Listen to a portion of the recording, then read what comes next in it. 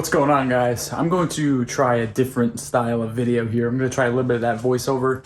I think it might be a little bit easier on me to not have to narrate. I don't know if that's I don't know what the term would be, but I won't have to pick up the camera and explain what I'm doing every second. As long as I just have like a camera on a tripod or something in the background, I can try this style of video. And I think that'll help me pick up the amount of content that I can create. And might help me get my point across a lot quicker. I know some people always reach out to me and they're like, "Oh, you didn't mention this in your video," and not as a bad thing, but you know, there's some things I forget to mention, and maybe that way I can eliminate some of that. So tonight, got a cool little project. All right, guys, what's going on? We're gonna start this one off with a cold one, but this is something new I've been wanting to try, and we're gonna get right to work on it. So this corner of the shop has always been like just kind of a place for things to gather, and I recently picked up this drill press for $100, and I figured this would be the best spot for it. I plan on making this little corner into like some sort of machine shop or just a place for bigger power tools. But anyway, we're gonna get right to cleaning this new drill press. So this thing was covered in rust. I'm not sure where it sat, but a little trick: you take some all-in-one oil on like a Scotch-Brite or whatever kind of bristle pad you can find, and it will work wonders. The money I'm making, as long as my heart was for the taking. Yeah. Next up, I have some leftover super clean from a package they had sent me, and this stuff is honestly incredible.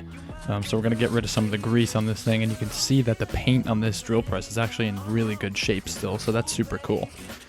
So I went through this whole thing, and this color just pops in the shop, and it really does look pretty cool. So I'm pretty happy with this buy for $100.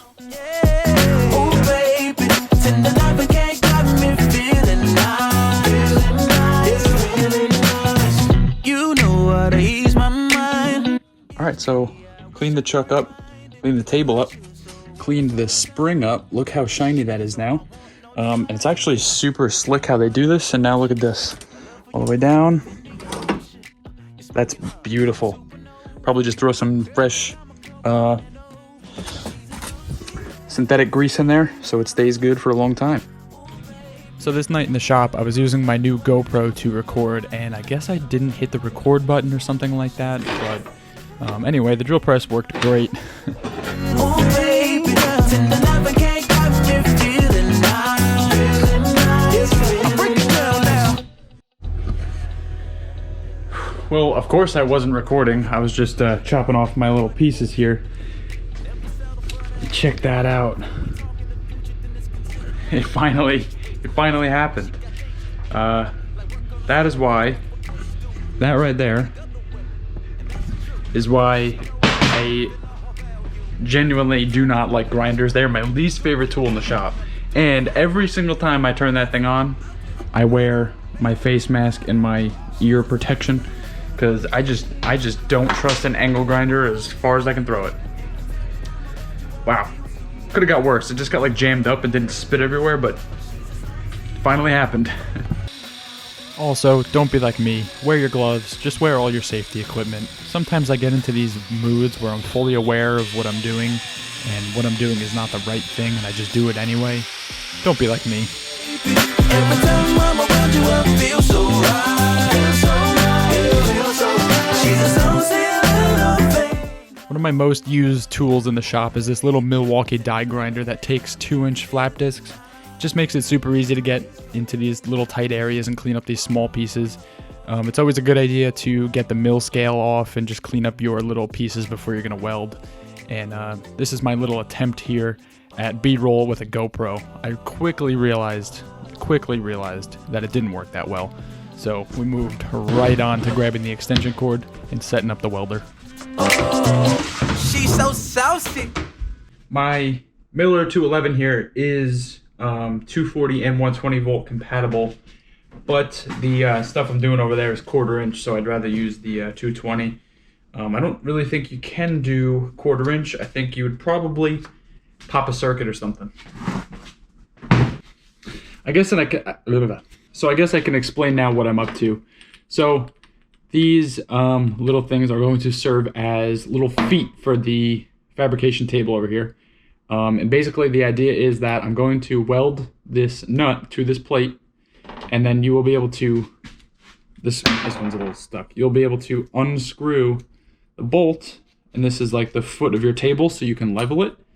And then to go along with them, I found these 1 1/8 inch anti-skid rubber tips, just kind of like in the door section at my hardware store. So I'll put the bolt into a rubber tip, and we'll have some feet for this table to keep it from rocking around and stuff and sliding around.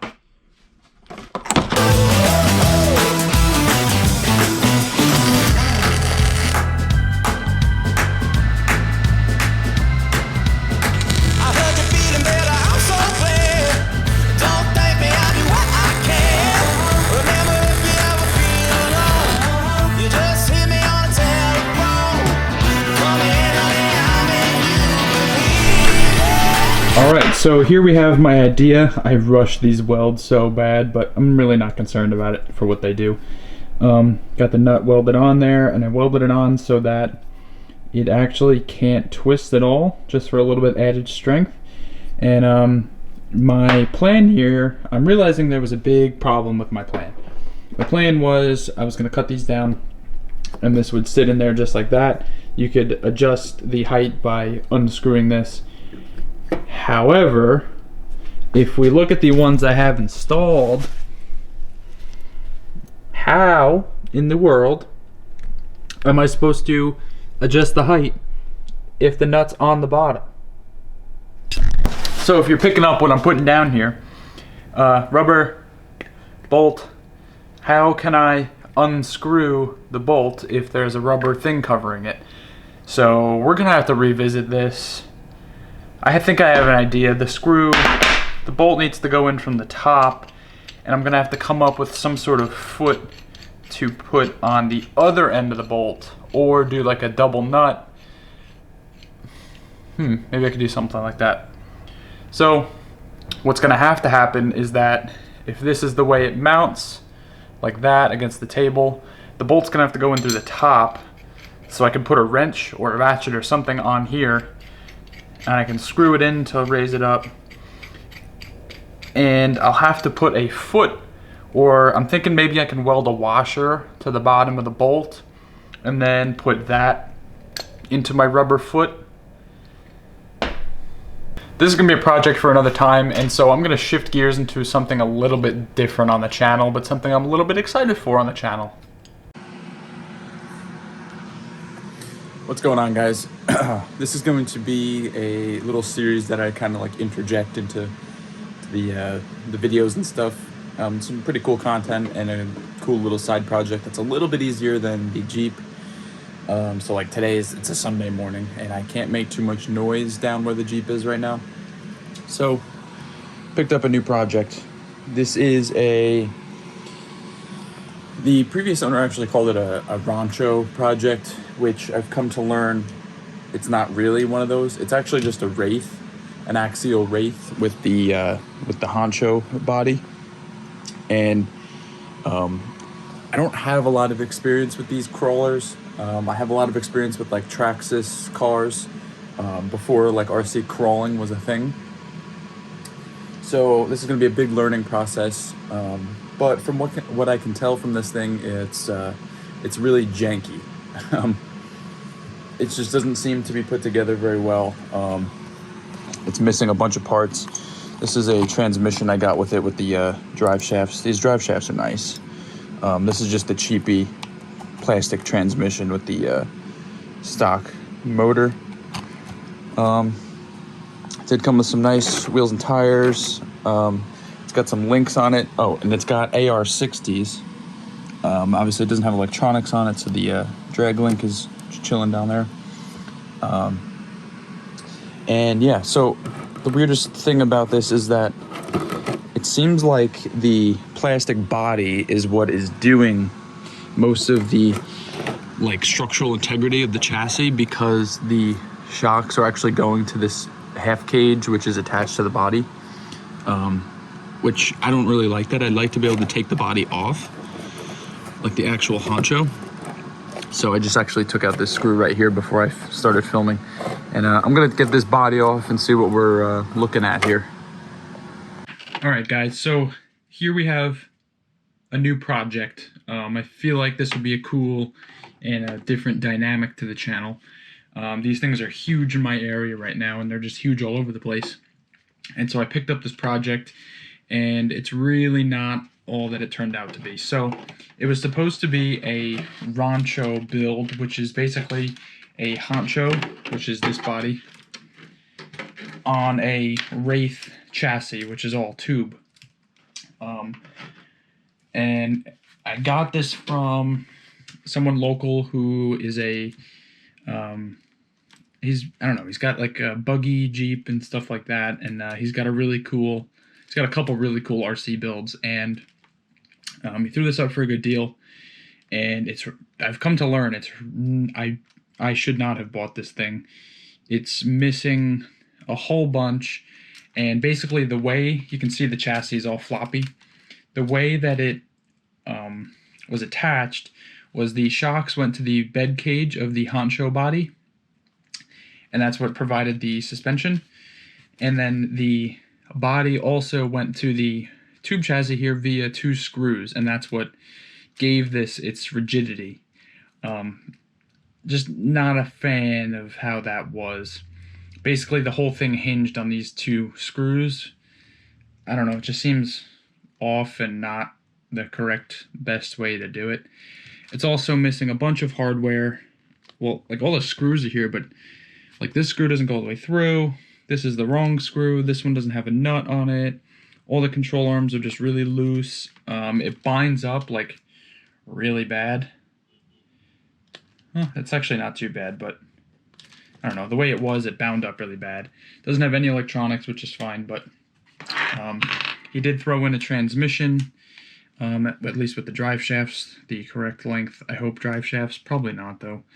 And it does appear that this thing does not even fit on here. So, again, really not what it cracked up to be. I don't even know how this mounts, to be honest. I see the holes, I just don't know how it goes. The casing hits the chassis itself, so like, I don't get how I'm supposed to. I mean, it will work, but the case hits the chassis and the link mount over here, so it doesn't even. I don't know. So I ordered a few parts, and we'll see if we can get this thing up and running.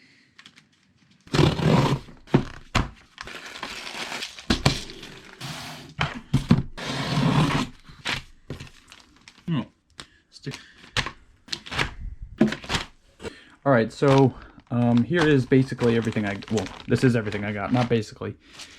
Main thing, got a hardware kit for a Wraith of some sort. There's apparently a couple different models of the Wraith, but I figured something is better than nothing. And then I got a bunch of new chassis parts. That chassis is pretty cut up down there, so I'm hoping that I can kind of put it back together almost, so to speak. And then I can make my own decisions on what I want to do. This is a new receiver box, needed that. And then these are the left and the right side of the chassis, which hopefully will give me everything I need to make this a complete chassis again and not rely on the bed cage. Let me show you that. Basically, half of this thing was relying on the bed cage here to keep the shocks mounted. Right there you can see the shock mounts. And then the screw holes down here where everything keeping this up. So just weird, just very weird.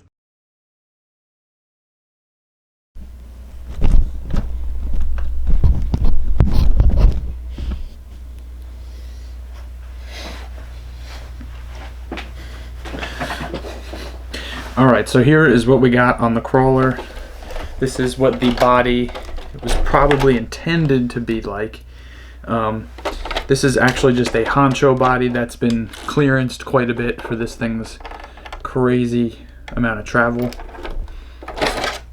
I did have to chop out the whole back of it, not a problem. Doesn't bother me one bit, really. And here we go. This thing actually looks like a car again. You can see I have the whole Wraith side panels on there now. And I got the drivetrain in there. I messed with the links. I replaced a bunch of hardware.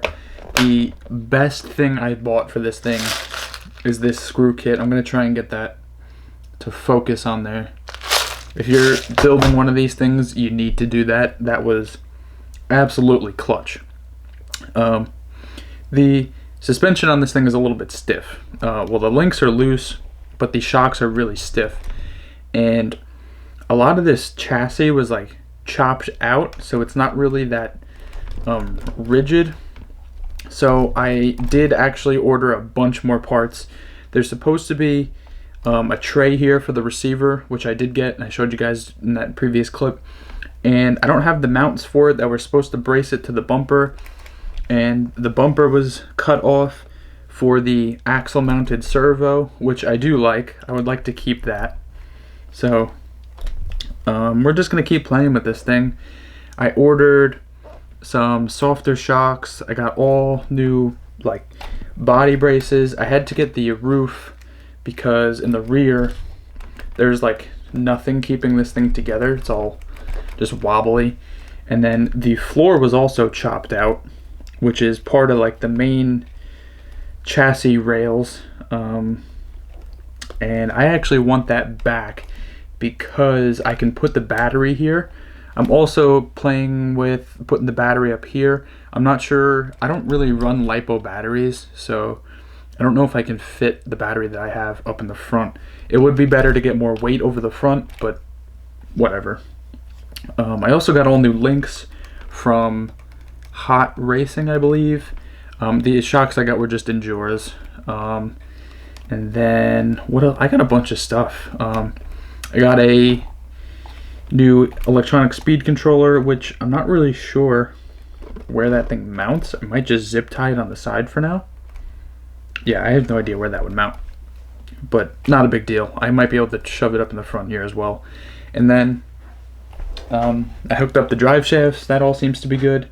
Oh, and then I noticed that this one of these axle housings is, I don't know if he tried to shave it or if it's just cracked or something, but you can actually kind of see the gear sets in there. I'm not sure what you guys are gonna be able to see on camera, but this right here is a hole into the housing. So these housings are super cheap online, so I managed to get a whole new AR60 housing, and hopefully, I don't know where that's from. Hopefully that'll give me everything I need to, oh, that was from the shock. See what I mean? This thing's janky. All right, I'm gonna have to replace that. So on that note, all right guys, so that's gonna do it for this video. Let me know what you think of the whole voiceover style, and I apologize for the weird GoPro cinematography part, but let me know what you think of that, and what you think of RCs, and I'll catch you guys in the next one.